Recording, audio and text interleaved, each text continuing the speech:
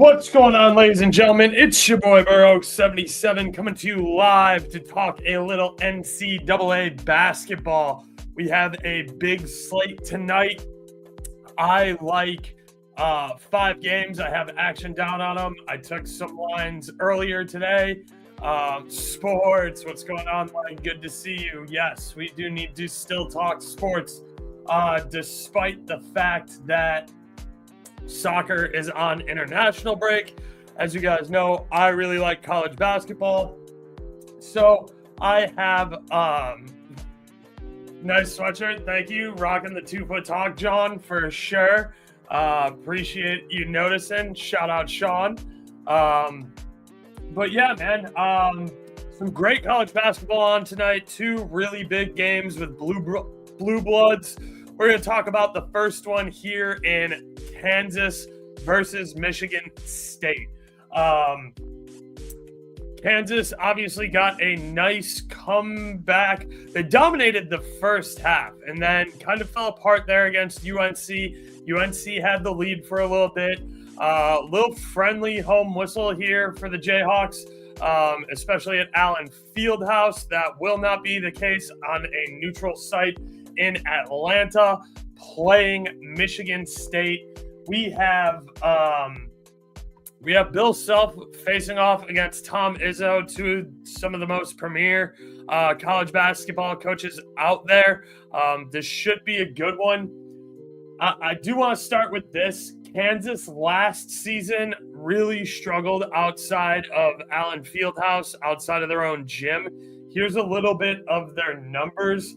Last year, Kansas was 2-4 against the spread as road favorites. Now, this isn't a road game. This is a neutral site game, but we'll get to that next. Kansas went 2-6 against the spread on neutral site games. They also went 3-7 against the spread as away teams and 11-15-1 against the spread as favorites last year. Now, this isn't as major. MSU did okay. They were 1-1-1 against the spread last year as road dogs. Again, this isn't a road environment. This is a neutral site, so it does bolster a little bit of confidence that Michigan State went 4-3 against the spread in neutral site games last season. And they were 4-5-1 against the spread away, as well as 3-4-1 as dogs last season. So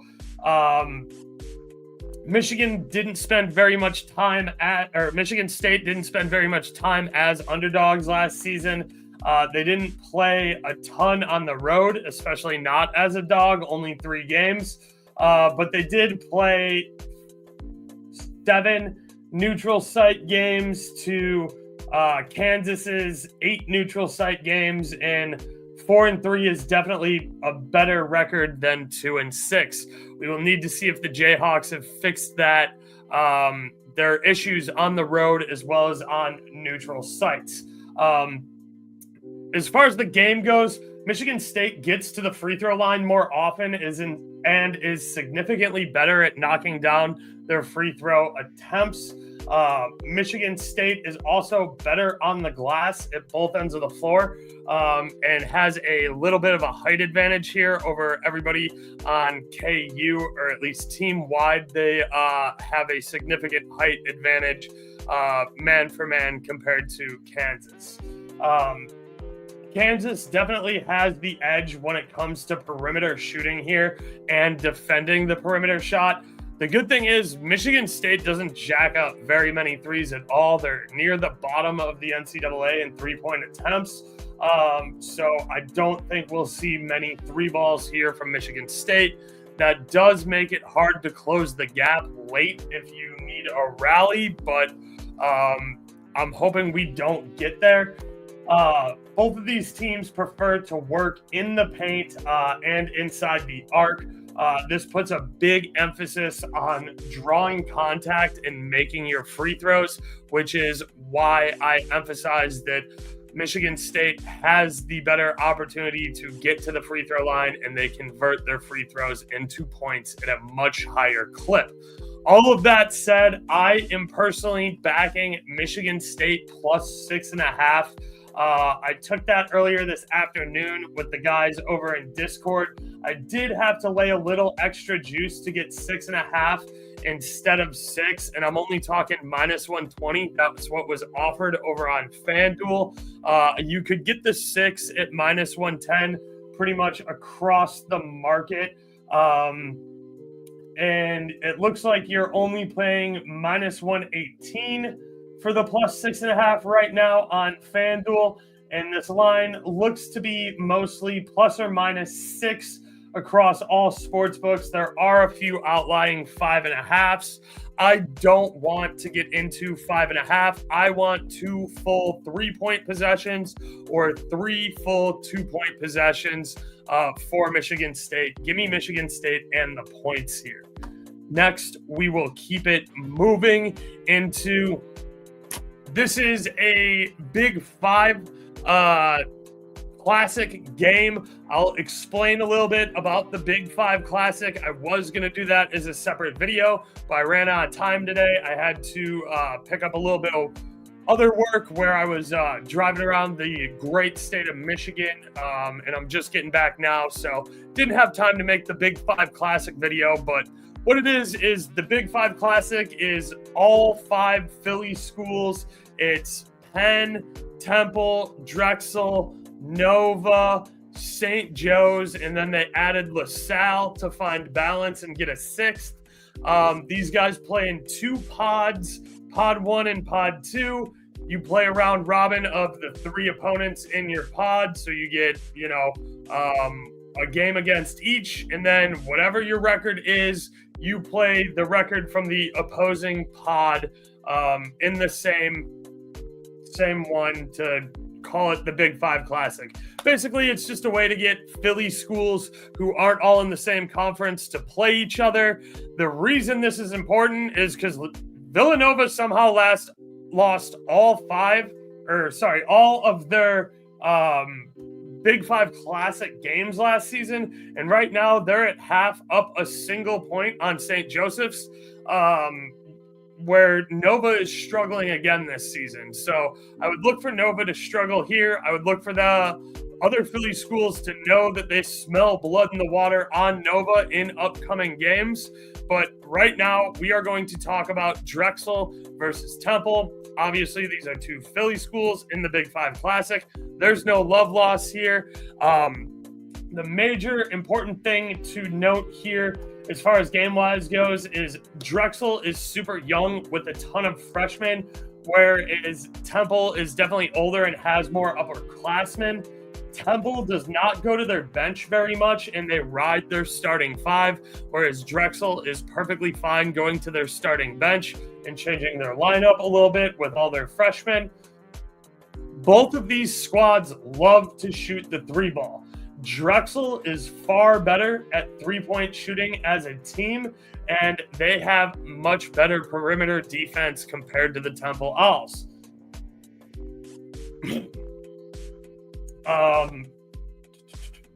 Neither team is particularly good on the offensive glass, so I wouldn't expect to see a ton of second chance points here. Drexel is pretty terrible on the offensive glass, and so is Temple. But the big thing to remember is that Drexel is far better at defensive rebounding. They just pull down defensive reboards left, right, and center. It doesn't super translate to them offensively, but it's going to really limit the amount of second chance opportunities Temple is going to get here, meaning that Drexel should have a little advantage, especially with their pace of play. They like to play slow and methodically, so when they do eventually take shots, they should be making them as opposed to needing that offensive rebound and that second chance, which they struggle with. Temple should get to the free throw line here a little bit more, but they are worse at converting free throws into points.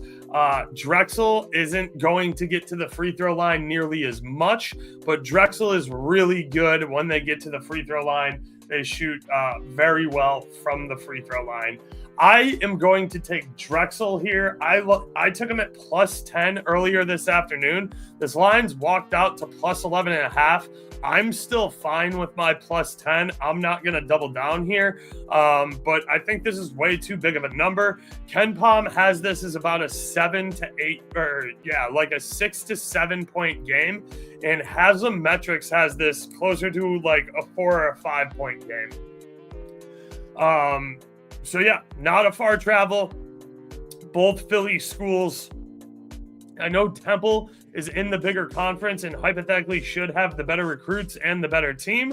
But I like Drexel here to cover the number. I don't necessarily think they're going to win outright, but I think this number is far too big. I was expecting more of along the lines of like plus 8 and plus 8.5, not double digits here. So give me the Drexel Dragons. Moving right along, I am going to jump into FAU at UCF. Florida Atlantic University taking on University of Central Florida. FAU was outstanding last year. They were a little bit of a Cinderella run in the tournament 2 years ago. They continued to play very well last season. They have definitely had some roster turnover here, and it is a little bit different of a team. UCF is in a major Power 5 conference. They play Big 12 basketball, and it's always tough when you're a smaller school playing Big 12 basketball. The Big 12 is murderer's row, especially when it comes to basketball. But both of these squads have a really stout defense, and they both rebound exceptionally well at both ends of the floor. So I expect a very limited amount of second chance opportunities for both teams here. FAU isn't super great on the offensive glass, but they strongly pick it up on the defensive end. This will limit UCF's second chance opportunities. Whereas FAU, they shoot really, really well from the floor. They have an excellent field goal percentage, and they are improving from the perimeter. They still struggle to turn free throws into points when they get to the stripe, but UCF is pretty good at not putting you at the free throw line. So FAU's free throw problems might not be the biggest deal here, but 4.5 line is definitely skinny, and you would like them to be a little bit better at free throws. UCF is significantly better at the free throw line, but they just shoot about 73% as a team from the stripe. Neither team gives up very many fouls here, so I don't expect people getting into the bonus or the double bonus very early here. I expect a limited amount of free throws.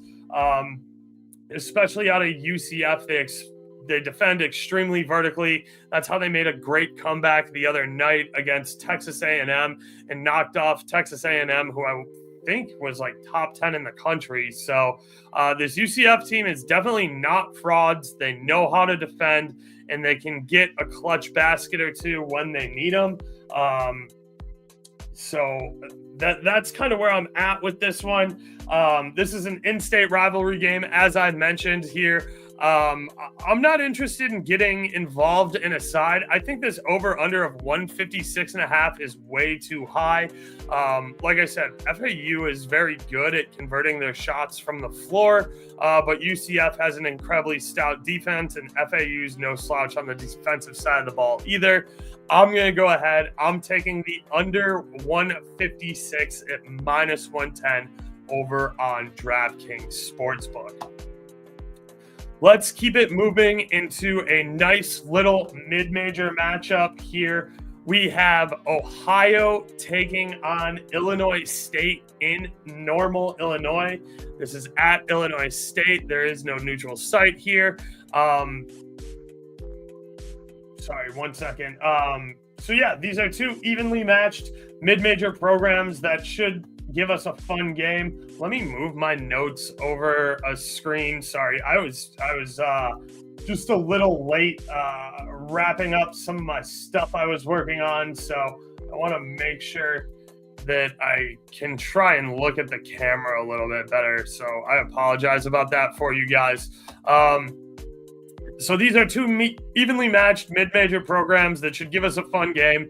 ISU does an exceptional job of not putting their opponents at the free throw line. They do not foul a whole ton, and they do not give up free shots, which is great if you're playing defense and you're trying to limit your opponent's buckets. ISU, when they do get to the stripe, they knock their free throws down at an extremely high clip. It's only a 2-game sample size, but they're shooting around 80% from the free throw line. I have them projected, Haslam Metrics has them projected as a team to shoot right around 76% against the average team like this season, which is still ranked pretty highly, but coming out of the gate, they have been red hot, shooting about 80% from the free throw line. So ISU is not a team you want to put at the charity stripe. Both of these teams really like to shoot from distance, and this favors Illinois State here. Illinois State defends the perimeter extremely well. We saw that the other night against North Dakota State University, which was on a neutral floor, but they did an extremely good job not only defending the three-point line, but covering the number and getting a good neutral site win against a team that was favored. So I like the Dogs here again. Neither of these squads rebound very well offensively, and that should limit second chance scoring opportunities. The big thing here for Illinois State is they will need to be secure with the basketball. Ohio definitely does have a tendency to pick people's pockets and turn steals into quick transition buckets. As long as the Illinois State Redbirds can keep the ball secure, I think that they're going to have an easy chance at this game. I like the Dogs plus the points here. You can get plus 3.5. I actually don't hate taking the home Dogs on the money line here. One thing you guys will figure out about me is I'm big on Dogs winning outright.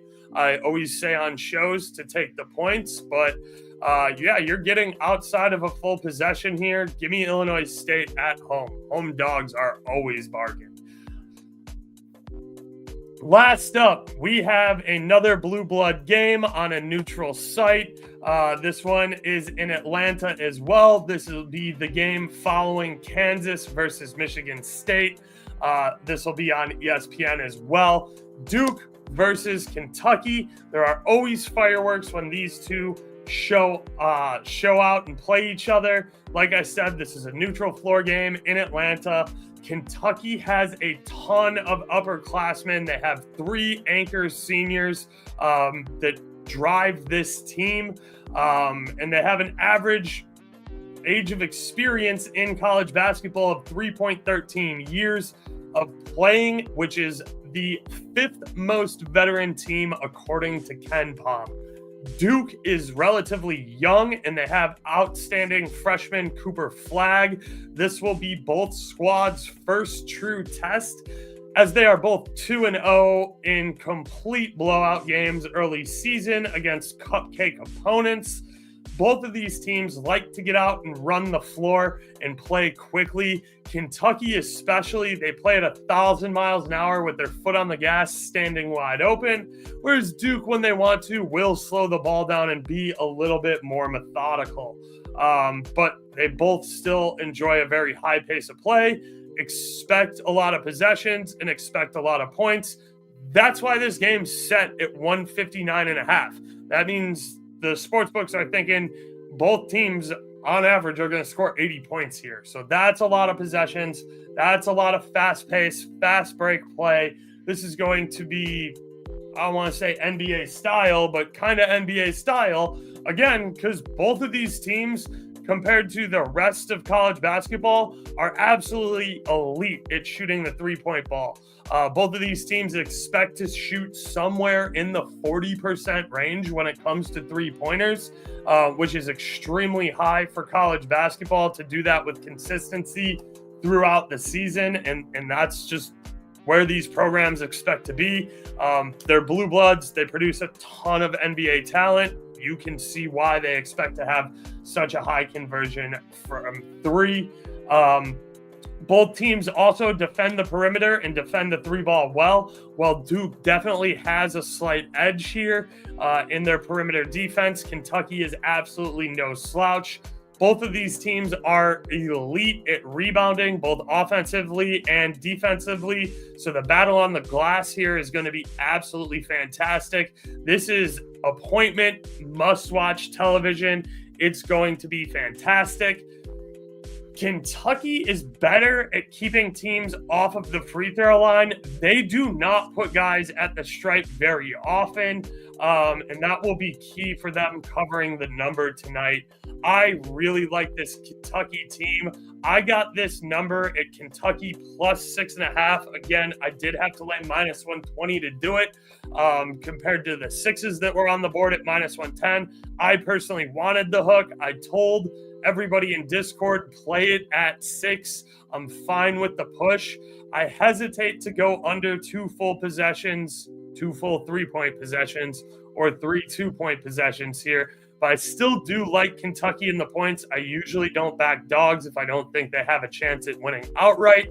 As I mentioned earlier, I do think Kentucky could win this outright, and I might sprinkle the money line here as well. I won't get as good a price on it as I did earlier this afternoon when I was looking, but I'm still comfortable taking Kentucky at the plus 5.5 here.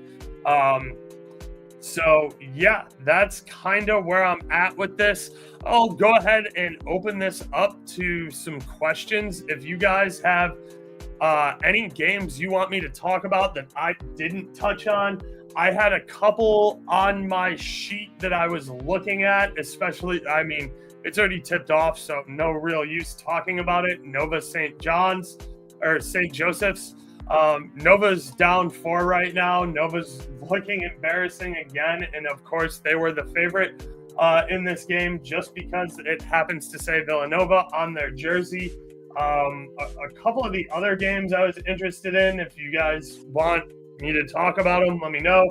Otherwise, I'll just kind of tell you why they didn't make the show. And if I don't hear any questions, comments, or concerns in the chat, I'm probably going to wrap it up and keep it moving here so I can start to watch the Kansas-Michigan State game. But yeah, the other games I was looking at today was Texas State taking on TCU. Nice little Texas rivalry there. Texas State has absolutely smothering defense. They play very, very good. They play tough. TCU is definitely a big blue blood program in the Big 12. It's at TCU's building too, which is always a tough place to play at. But if Texas State have any chance, I really liked the under in that game. I think 17.5 is a pretty big number. I think Texas State could cover that, and I like the under there as well. I just wasn't expecting as low of a number as I saw. I think if that the over-under number is anything close to where sportsbooks are projecting, I think taking Texas State against the spread with the points is an absolute steal. Let me just pull that game up here on my line shopping tool so I can let you know what the lines are instead of kind of just talking on my ass like an idiot. Texas State, TCU. Oh, it's moved 2 full points. So Texas State was catching 17.5 when I was putting this video together. They're catching 15.5 now, which I definitely don't hate. The over-under here is 140. So that's 70 points a piece. Thinking 65-ish is where they're kind of projecting Texas State to TCU's 85-ish, which I think is way too many points. I think the team total under on TCU would be a very live look there as well. The last one I guess I'll talk about that I didn't even get interested in because the line ended up being trash was Texas A&M Corpus Christi versus New Mexico. If you guys didn't get a chance to watch New Mexico the other day, you absolutely have to do it. They're a Mountain West team, but this kid Dent they have is an absolute fucking hooper. This guy is just lights out. I love watching him play. He's an elite point guard. He steals balls. He gets involved in the glass. He passes the ball around. All he does is drive the paint and make amazing finishes at the rim.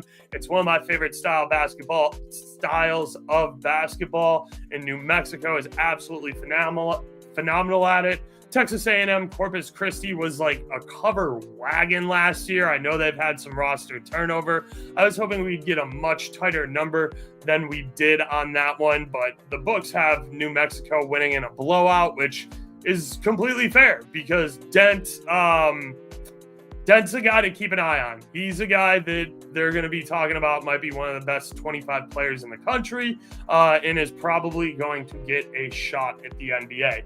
Anyway, I appreciate you all for tuning in, especially Leg and Sean Fisher for dropping a couple of comments in here while I go over some college basketball stuff. I hope you all enjoyed this.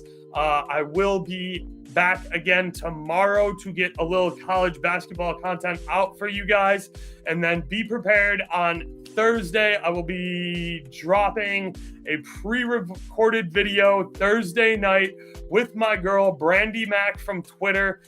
Brandy is an Auburn alum. She's very wired in with the Auburn basketball program. She not only knows a ton about Auburn and the SEC in general, she's a great college basketball handicapper, and we've been working together this is coming up on like 5 seasons now, so really excited to have Brandy on the show. Can't wait to talk hoops with her and all of you guys, and the best part is we get Brandy for covering the Friday slate, which is absolutely wall-to-wall bangers. We're only going to have time to cover 5 to 7 games, but trust me, if you go look at the schedule, there's at least 20 to 25 extremely bettable, extremely competitive games coming up on Friday. So I am very much looking forward to doing that preview show Thursday night with Brandy, and you will be able to find that on my YouTube. The best way to know when new shows are coming out on my YouTube is to subscribe to the YouTube channel.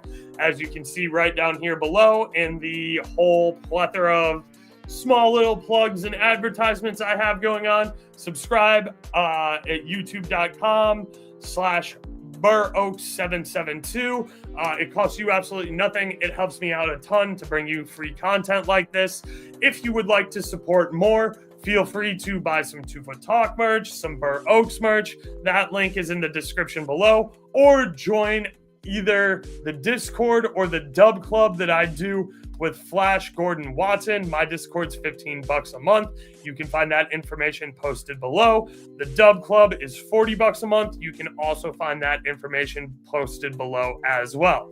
The next best way to keep up with me is follow me on social media, Twitter, X, Instagram, whatever, at BurrOaks77. And as always, if you need a sports book, I am partnered with BetUS. You can find a sign-up code below if you need a sports book through BetUS, who I personally use. Anyway, that's all the time I have for you guys today. Thank you for sticking around and tuning in. I really enjoyed talking college hoops, and I will see you all tomorrow. Until then, Oaks out. Doses.